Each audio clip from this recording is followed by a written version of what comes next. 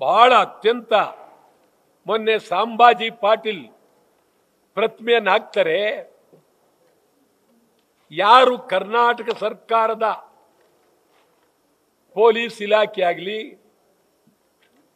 ಕಂದಾಯ ಇಲಾಖೆ ಆಗಲಿ, ಸರ್ಕಾರ ಆಗಲಿ ಯಾವುದೇ ಅನುಮತಿ ಇಲ್ಲದೆ ಸಂಭಾಜಿ ಪಾಟೀಲ್ ಪ್ರತಿಮೆ ಯಾಕೆ ಹಾಕಿದ್ರು?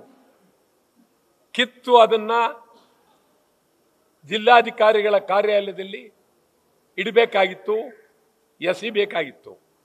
ಅದನ್ನು ಬಿಟ್ಟು ಪ್ರತಿಮೆಗಳು ಇವತ್ತು ನಿಮ್ಗೆ ಹೇಳೋದಾದ್ರೆ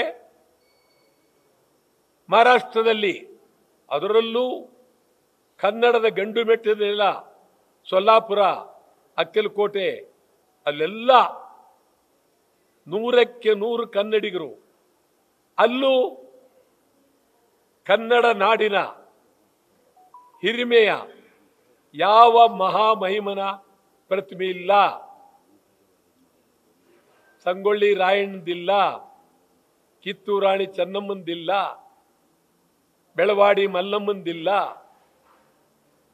ಬಸವಣ್ಣವ್ರದಿಲ್ಲ, ಒಂದಿಲ್ಲ.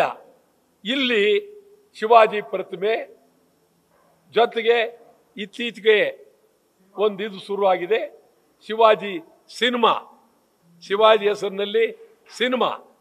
ಅದ್ಯಾರೋ ಒಬ್ರು ಕಾಂತಾರ ಚಿತ್ರ ಪಾತ್ರ ಮಾಡಿದಂಥ ವ್ಯಕ್ತಿ ಶಿವಾಜಿ ಪಾತ್ರವನ್ನ ಮಾಡಿ ನಮ್ಮ ಜನಕ್ಕೆ ಕೆಟ್ಟ ಸಂದೇಶ ಕೊಡೋದಕ್ಕೆ ಹೊರಟಿದ್ದಾರೆ.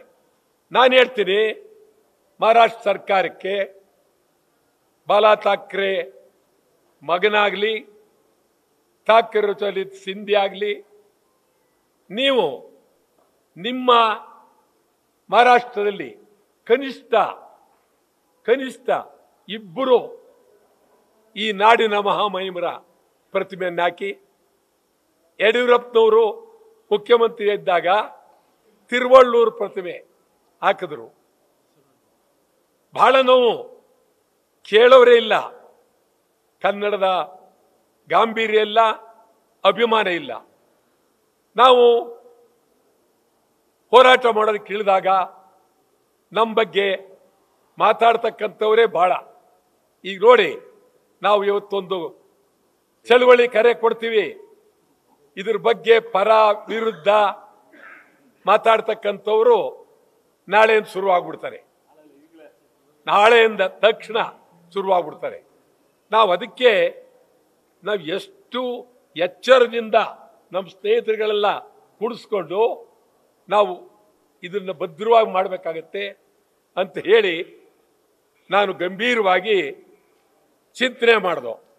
ನಮ್ಮಲ್ಲಿ ಇಡೀ ರಾಜ್ಯಕ್ಕೆ, ಕನ್ನಡಿಗರಿಗೆ, ಕರ್ನಾಟಕಕ್ಕೆ ಅನ್ಯಾಯ ಆಗಿದೆ.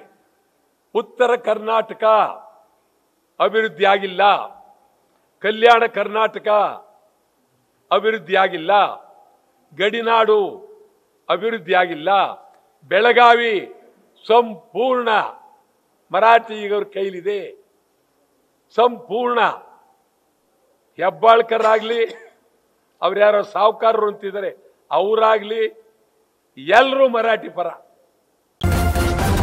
ನ್ಯೂಸ್ ಫಸ್ಟ್, ನಿರ್ಭೀತಿಯಿಂದ ನಿಮ್ಮ ಪರವಾಗಿ.